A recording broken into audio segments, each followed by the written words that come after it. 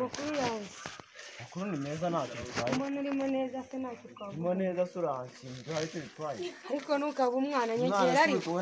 Umwana sinshaka kuvuga icyo aho ngaho. Ari wavukiye mu cyaro. Mu cyaro se umujyi ntuyemo urawuyobewe. Se ko mbona urenze we. Ndetse ndenze kubera iki ubwo ushatse kugaragaza. Ese ubundi uvuye ko mbona ufite ibikapa igurude.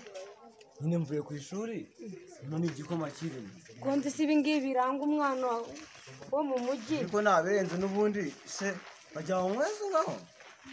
Nebe ubaza ko Bajyana igikoma mba nitwaza abona nyine. Umuntu w'umusore gusa wumva ibikomye hanze. Ariko ibintu sinabi. Narangize ngo nagashariye. Ibyo ni ibikuranga nta mwana wawe nawe. Nawe niyegerana na Kareka ibyo nta mwana wawe ahubwo winanyegera. Tazanije gusa ubundi ubundi uruhe rukundo. Urukundo rwawe ni rwo kuba twana abana. Kuko ndabona uri seriye.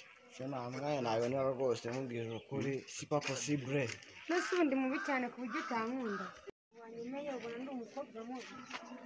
Ako mwemera ikibundi ushaka uruhe rukundo rubona kubahije. Ndagira ngo ndabonye nakubera mama w'abana ndabona narizi n'ubwo twabana ntacyo byantwara guri. Ibyo ngibyo nta mwana nawe niba rwose mbara ubimuye ahubwo reka Kinwanyi mbese bite se?